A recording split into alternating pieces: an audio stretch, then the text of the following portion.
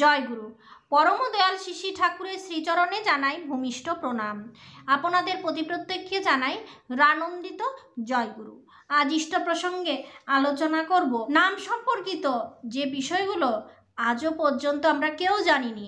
আমরা হয়তো অনেকেই দীক্ষা নিয়েছি, পরম দয়ালের বলা মতো আমরাও নাম করি, কিন্তু আমরা হয়তো অনেকেই জানি না পরম দয়াল শিশি ঠাকুরের নাম সম্পর্কে বিশেষ কথা আছে।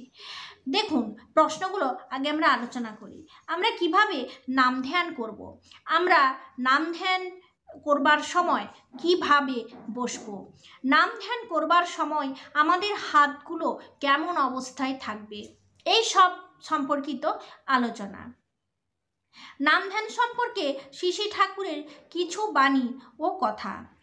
নাম ধ্যানের প্রসঙ্গে আলোচনায় আসন অবশ্যই গুরুত্বপূর্ণ। দেখুন, আমাদের বসানোর উপরে অনেক কিছু নির্ভর করে। অনেকে আছে এরকম স্ট্রেট হয়ে সোজা হয়ে বসলো, ব্যাস কিছুক্ষণ পর মেরুদণ্ড ঘাড় সব ধরে গেল, সঙ্গে সঙ্গে আবার মেরুদণ্ডটা ভাঁজ হয়ে গেল।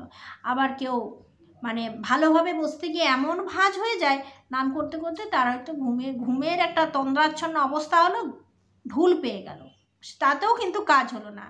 আচ্ছা, তাহলে আসনটা কেমন হওয়া দরকার? আপনার এই দুটো হাত কেমন অবস্থায় থাকবে? চলুন, অন্য কেউ না, এগুলো কিন্তু সবই ঠাকুর বলে গেছেন।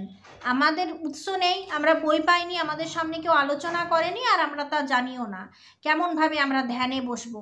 যারা নাম ধ্যান করতে ইচ্ছুক, অনেক গুরু ভাই গুরু বোনরা আছেন, অনেকেই বসে নাম ধ্যান করেন। মেডিটেশনে অনেকেরই আসক্ত আছে, তারা কিন্তু খুব জ্ঞানী হয়, খুব শান্ত হয়, আর তাদের মন সহজেই এলোমেলো হয়ে যায় না। নাম ধ্যানের প্রসঙ্গে আলোচনায় আসন অবশ্যই গুরুত্বপূর্ণ। কেউ কেউ সুখাসনে, কেউ বা পদ্মাসনে বসে ধ্যান করার কথা বলে থাকেন। আপনারা নিশ্চয়ই জানেন পদ্মাসন কেমন। তবে যে আসনে শরীরের কষ্টবোধ হয় না এবং দীর্ঘ সময় বসে থাকা যায়, সেই আসনেই ধ্যান করা বিধেয়। কোলাহলহীন নির্জন স্থান অথচ আলো হাওয়া যথেষ্ট বর্তমান, সেই স্থানেই কোলাহলহীন নির্জন স্থান মানে যেখানে একদমই কথাবার্তা থাকবে না, বেশ কলহ থাকবে না, সেই কোলাহলহীন নির্জন স্থান অথচ আলো হাওয়া যথেষ্ট বর্তমান, সেই স্থানেই ধ্যানের প্রশস্ত। যেখানে অবস্থান করলে মন সহজেই ইষ্টমুখী হয়, সেই রকম স্থানকে ধ্যানের স্থান হিসাবে ব্যবহার করা যায়। দেখুন, আমাদের কিন্তু চুজিংয়ে ভুল হলে অসুবিধা আছে, শুধু বসা নয়, স্থানটাকেও আমাদের ঠিকভাবে চুজ করতে হবে। কিছু কিছু জায়গা আছে দেখবেন, আপনাদের ঘরে হয়তো অনেকগুলো কোঠা কিংবা অনেকগুলো রুম, যেমনই যার আছে, পড়াশোনায় কোনো একটা জায়গায় দেখবেন বসলে পড়াশোনা খুব ভালো হচ্ছে, পড়া তাড়াতাড়ি নোটসগুলো মুখস্থ হয়ে যাচ্ছে। কোনো আমাদের ক্ষেত্রে এটা হয়, সেটা আপনাদের সাথে শেয়ার করছি। আবার কোনো জায়গায় বসলে যতই মন লাগায় পড়া আর হচ্ছে না। জায়গার কিন্তু একটা এফেক্ট থাকে, এটা আমাদের বাড়িতে হয়, আমি দেখেছি প্রায়ই। পড়াশোনাতে বসলে এক একটা রুম এমন আছে, এত ভালো লাগে পড়তে, জাস্ট নোটস খুলেছি, পড়া মুখস্থ হয়ে গেছে। কিন্তু এক একটা রুম আছে এত নির্জন, এত ভালো, তাও মুখস্থ হচ্ছে না। সেরকম ধ্যানের একটা স্থান আমাদেরকে পছন্দ মতো বেছে নিতে হয়, যে ঘরে ধ্যান ভালো হয়। সেই জন্য অনেকে ঠাকুর ঘরে ধ্যান করে থাকেন। ঠাকুর ঘরটা দেখবেন অন্যান্য ঘরের থেকে ঠান্ডা, ঠাকুর ঘরটা অন্যান্য ঘরের থেকে একটা ভালো সেন্ট থাকে, ভালো স্মেল থাকে, ঠাকুর ঘরটা একটু শান্ত থাকে, আর সেই জায়গাতে মন ভালোবাসে। তাই নাম ধ্যানের পারফেক্ট জায়গা ঠাকুর ঘর বলতে পারেন। কোন ঘরে, আপনার ঘরের কোন জায়গাটায় বসে আপনি ভালো ধ্যান করতে পারবেন জানেন কি? ঠাকুর ঘরে বসে, ওই জায়গাটা খুব ভালো। শয়নকক্ষে দরজা বন্ধ করেও কিন্তু ধ্যান করা যেতে পারে। অনেকের এক্ষেত্রে প্রশ্ন থাকে যে শয়নকক্ষে যেই ঘরে আপনি ঘরটা আপনি শুয়ে থাকেন, সেই ঘরটাতেও আপনি দরজা বন্ধ করে বেশ ভালো একটা পরিবেশ তৈরি করেও ধ্যান করতে পারেন। পুণ্যপুঁথি গ্রন্থের ষষ্ঠ ত্রিশৎ দিবসের কয়েকটি বাণী উল্লেখ করা হলো। এর মধ্যে অনেক কিছু প্রশ্নের উত্তর এখনই পাবেন, একটু ধৈর্য ধরুন। যদি সুখ চাস, শান্তি চাস, স্বাস্থ্য চাস, তবে নাম কর। যেখানে যাবি, যাকে দেখবি, যেমন করে পারিস তাকে নাম দিবি, নাম প্রচার করবি। যদি নাম ভুলে যাস, যাতে তুই হয়েছিস, যাতে জীবন পেয়েছিস, তাই যদি ভুলে যাস, তবে অনন্ত অনন্ত জন্মেও পাবি নে। এ হচ্ছে পরম দয়ালের শ্রীমুখ নিঃসৃত কথা আজকে আমি আপনাদের শোনালাম। যাকে যখন যেখানে পাবি নাম দেবার চেষ্টা করবি, অনন্ত অনন্ত জন্মেও পাবি নে যদি নাম ভুলে যাস। এটাকে কিন্তু আর কোনোদিন পাওয়া যাবে না, তাই সাবধান, নাম কোনোদিন ভুলবেন না। আলস্য জড়তা শয়তানের থানা করিস নে, নামে ডুবে থাক, নাম কর আর বিলিয়ে দে। শান্তি শান্তি করে ঘুরে বেড়াচ্ছিস, নাম করে জগৎ ভুলে যেতে পারিস না, শরীর ভুলে যেতে পারিস না, তা না হলে শান্তি পাবি কোথায়? কি চাস আর কি চাস? অমৃত? দেবগণ যে অমৃত পান করে অমর হয়েছিল, তোদের সম্মুখে সেই অমৃত তোদের হাতে ধরে দিচ্ছে, মুখে তুলে দিচ্ছে, তাও খেতে পারবি না? অহংকার করবি তো নামের, নাম কর। হনুমানের মতো বক্ষ বিদারণ করে দেখাবি নাম, তোর মুখ বন্ধ হবে না, চিন্তা শক্তির লাঘব হবে, কার্যের ব্যাঘাত হবে না। অন্তরে নাম করে যা, সব দিতে পারি।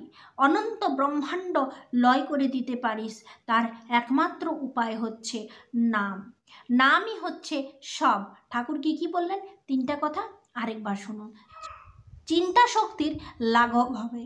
দেখুন, আমরা অনেকেই টেনশন পেয়ে থাকি, শুধু শুধু চিন্তা করি, কোনো কারণ নেই মনে বিড়বিড় করে বকতে থাকি, আর কোনো কিছু সুরাহাও করতে পারি না, সমাধান তো জানিয়েও না, শুধু মনে মনে টেনশন। এই হচ্ছে চিন্তা শক্তির লাঘব হবে, কার্যের ব্যাঘাত হবে না। অন্তরে নাম করে যা। পরমদয়াল শিশি ঠাকুর বলছেন, এমন করে নাম করবি যাতে হনুমানের মতো বক্ষ বিদারণ করতে পারি। দেখ, নিঝুম হয়ে নাম কর, ডুবে নাম কর, বেশ তালে তালে নাম কর, আর মনের চোখটি ঠিক জায়গায় রাখ। ভালো করে শুনুন। নীল দাঁড়া সোজা করে হাত দুটি ঘুরিয়ে মাজার উপর রাখ। কাজের সময় কাউকে কাছে রাখবি নে, একা এমন করে বসবি যাতে অঙ্গ প্রত্যঙ্গ না ঝুলে পড়ে, না গলে পড়ে। একটা ঘুমের অবস্থা আসবে, সেটা করিস নে তন্দ্রার মতো, তাতে হাত পা গলে পড়বে না। অন্য রকম স্মৃতি কিছু আসতে দিস না, তাহলে তাড়িয়ে দিবি। 3 বেলা প্রত্যেকবার 1 ঘন্টা থেকে 1.5 ঘন্টা নাম অনবরত মনে মনে জপ করতে হবে। 4 থেকে 6 বছরের ভিতরে পূর্ণত্ব লাভ। বুঝতে পারলেন? 4 থেকে 6 বছর, শুধু 4 বছর এই কাজ করতে হবে। 69 দিবসের বাণী, খাবি দাবি আর স্ফূর্তি করে নাম করবি। ঘরে যদি কাজ না থাকে তবে পরের কাজ করবি। থুতু ফেলে দে তোর স্বার্থের গায়ে, যেটা আমরা সব সময় করি, শুধু স্বার্থ, শুধু নিজের চিন্তা, শুধু নিজে কি খাবো, নিজে কি পরবো, নিজের চিন্তা। একবারও তো লোকের পরিবারের নিয়ে চিন্তা করি না, একবার তো ওই মানুষটা বিপদে পড়েছে, তার কাছে কিভাবে দাঁড়ানো যায় তার জন্য একবারও ভাবি না। কারণ আমরা সবসময় স্বার্থের ঘানি টানি, আর এই স্বার্থের ঘানি টানতে টানতে শেষ অবধি আমরা ক্লান্ত হয়ে যাই। নাম নাম নাম, যত বন্ধু আছে সকলকে বলবি নামের কথা। বিশ্বাস করে দেখ না, কত কথা বলিস, এটা বিশ্বাস কর না। ভোরবেলা উঠে ছেলে পেলে নিয়ে বেড়াতে হয়, এসব জায়গায় শ্লেষ্মাকে দুর্বল করে। ভোরবেলা উঠে ছেলে পেলে নিয়ে বেড়াতে হয়, এসব জায়গায় শ্লেষ্মাকে দুর্বল করে। বায়ু সরল করে ধী শক্তি বাড়ে, এরকমভাবে ঠাকুর বললেন। একবার এক কবিরাজ ঠাকুরকে বলছেন যে ধ্যান জপাদি ভালো করে করতে পারি না বলে মন খারাপ হয়। ঠাকুর বলছেন, না হোক গে তোর ধ্যান জপ, করে কাজ নাই। এখন ধ্যান জপের চেষ্টা ছেড়ে খুব ফিজিক্যাল ওয়ার্ক করলে বেঁচে যাস, খুব খেটে খুঁটে বেড়ানো দরকার, খাটতে খাটতে জান গেল গেল হবার দরকার, তাই আগে করগে তারপর। ওরে এতে ডবল প্রমোশনের ব্যবস্থা নাই, তম থেকে একেবারে সত্যে যাবার জো নাই, আগে ঘোর রাজসিকতা নিয়ে আয়, তারপর সত্যাশ্রয়ে ধ্যানাদি খুব কম হবে, কিছুদিন খুব খাটায় এখন তোর শ্রেষ্ঠ সাধন। এরকমভাবে পরমদয়াল শিশি ঠাকুর বলছেন। প্রফুল্লদা একবার বলছেন, নাম তো অনাহতভাবে ভিতরে হচ্ছেই, আবার নাম করা যায় কেন? শিশি ঠাকুর বলছেন, মাথায় যেগুলি চড়া পড়ে গেছে, যার দরুন অনুভূতি রুদ্ধ হয়ে আছে, সেটাকে ফাটিয়ে নিজেকে উন্নত স্তরে নিয়ে যেতে হয়। অর্থাৎ উৎস বিমুখ চলার দরুন যে আবরণের পলি পড়ে গেছে, সেটাকে অপসরণ করে উড়িয়ে দিয়ে নিজেকে তেমনভাবে নিয়ন্ত্রণ করতে হয় যাতে মূল জিনিসটা বোধ করা যায়। সুরেন্দা একবার শিশি ঠাকুরকে প্রশ্ন করলেন, চক্রটা কি বরাবর করতে হয়? ঠাকুর বলছেন, চক্র একটা এক্সটার্নাল পুশ, ধাক্কা দেওয়ার জন্য, বাইরে থেকে ধাক্কা দেওয়ার জন্য, এটা না হলেও যে চলে না তা নয়। শচীনদা একবার জিজ্ঞাসা করলেন, কত সময় চক্র করা উচিত? চক্র ফটোর সামনে কতক্ষণ বসবেন? ঠাকুর বললেন, 2 থেকে 1 মিনিট। শিশি ঠাকুরকে জিজ্ঞাসা করা হলো, দৃষ্টিশক্তি বাড়ে কিসে? ঠাকুর বললেন, নাম ধ্যান করলে চোখের দৃষ্টি বেড়ে যায়। নাম ধ্যান করে গ্রিন ডিস্ট্যান্ট হরাইজন অর্থাৎ সবুজ দূর দিগন্তর দিকে বেশ খানিকক্ষণ তাকিয়ে থাকলে দৃষ্টিশক্তি বাড়ে। নিয়মিতভাবে করতে হয়। যোগেন্দা বললেন, ওষুধপত্র না খেয়ে নাম ধ্যান করলেই তো অসুখ সারে, ওষুধ খাওয়া কেন? ঠাকুর বললেন, তেমন করে কে? করলে তো হয়, তবে রোগ সারার ব্যাপারে ওষুধ ও খাদ্যের দুটোরই একটা প্রভাব আছে। যোগেন্দা বললেন, একাকী থাকলেও উচ্চস্বরে নাম করা চলে না? ঠাকুর বললেন, মনে মনে নাম করলে নার্ভের উপর চাপ পড়ে, ফল বেশি হয়, শব্দ করলে ততখানি হয় না। এতগুলো প্রশ্নের উত্তর আজকে আমরা আলোচনা করলাম, কিন্তু লাস্ট কথা একটাই বলবো যে ঠাকুর যেভাবে নাম করতে বললেন, যে আসনে করতে বললেন, দুটো হাতকে যেভাবে রাখতে বললেন সেইভাবেই রাখুন, এতে করে খুব শীঘ্র ফল লাভ হয়। চক্র কতক্ষণ করবেন, কিভাবে করবেন, সব কথাই ঠাকুর কিন্তু বলে গেছেন। তাই আজকের আলোচনাটা খুবই গুরুত্বপূর্ণ ছিল। আপনারা যদি কেউ শুনে না থাকেন, অবশ্যই অপরকে প্রত্যেককে শোনাবেন, বারবার শোনার চেষ্টা করুন, বারবার পরমদয়ালের কথাগুলো ফলো করার চেষ্টা করুন। আজ প্রসঙ্গ এইটুকুই। জয় গুরু।